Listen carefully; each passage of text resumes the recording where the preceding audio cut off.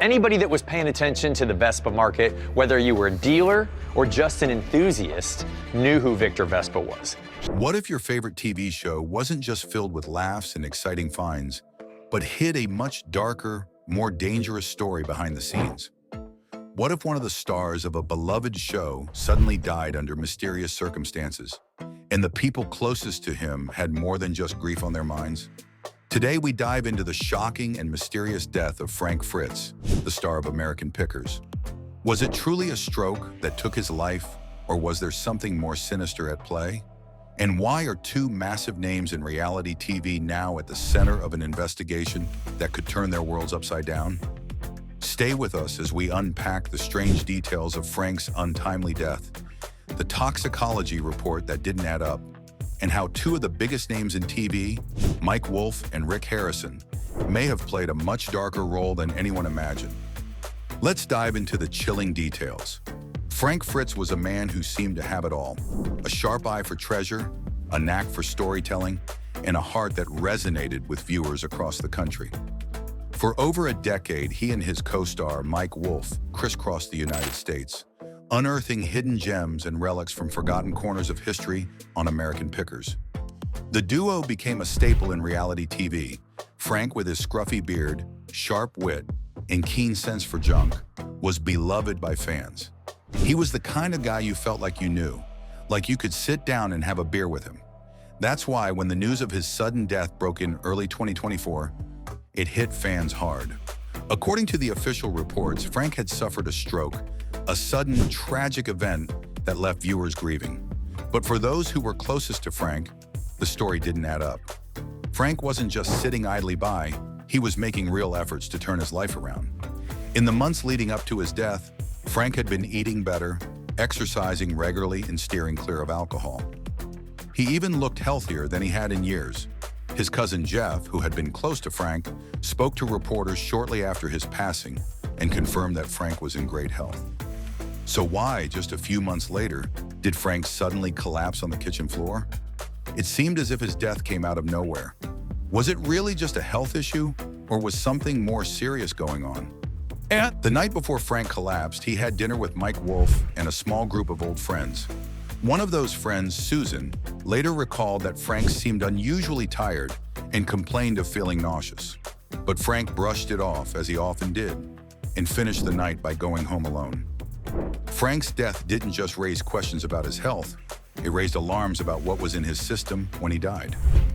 10 days after Frank's passing, the toxicology report arrived, and it was explosive.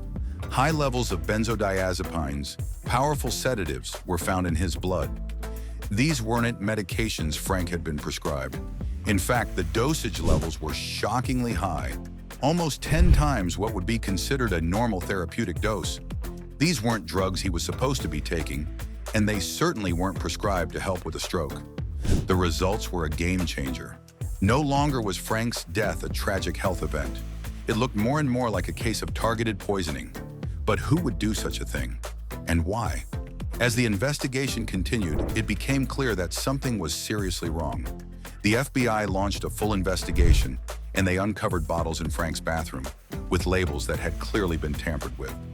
Inside those bottles were traces of the same toxic drugs found in Frank's system. Now here's where it gets even more shocking. Mike Wolfe's fingerprints were found on 2 of those bottles. When questioned, Mike gave a strange explanation. He said that after Frank suffered a back injury, he had helped Frank organize his medications. But the problem was that the timeline didn't add up. According to the evidence, Mike had been involved far more recently than he claimed. To make matters worse, surveillance footage showed Mike entering Frank's house the night before Frank collapsed, something Mike had never mentioned to investigators. Why did he leave that detail out? And what exactly was he doing at Frank's house so late at night?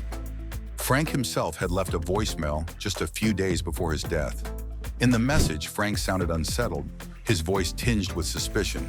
He mentioned that Mike had been acting strange lately, pressuring him to quit the show and hand over full control of the production rights. "I don't trust him," Frank said in the message. "Something's off."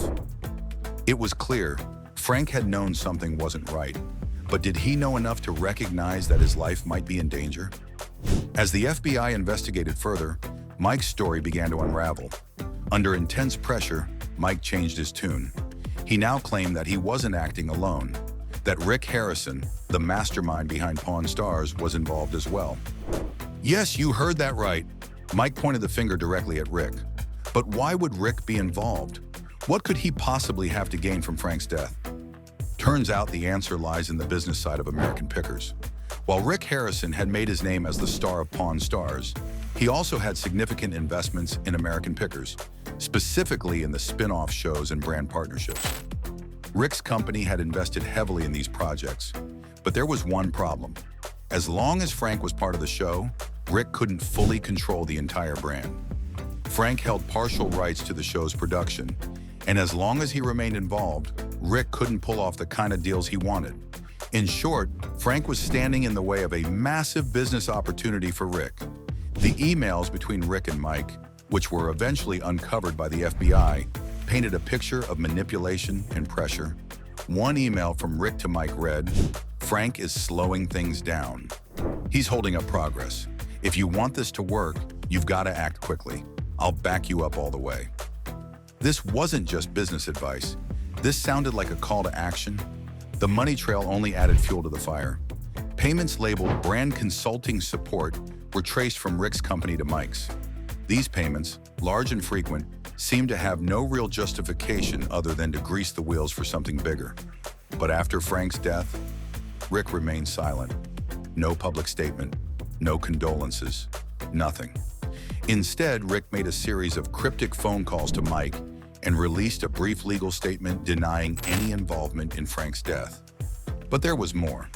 Investigators discovered that Rick had been inquiring with his legal team about how to acquire full control of American Pickers if one of his partners were to lose operational capacity, legal speak for death or incapacitation. The timing was chilling. This happened during the same quarter Frank died. The timing, combined with the emails and the financial transactions, made it hard to ignore the possibility that Rick was more involved in Frank's death than anyone had originally imagined. At this point, the investigation had shifted. Mike Wolfe seemed less like a cold-blooded killer and more like a man caught in a high-stakes game of business, manipulation, and pressure. Was he truly involved in Frank's death, or had he been manipulated into playing a part in a much larger scheme? Was he the person behind the poisoning, or was he simply a pawn in a much more elaborate plan orchestrated by Rick? The more the FBI dug, the more questions arose. Did Rick Harrison have the motive and the means to orchestrate something like this?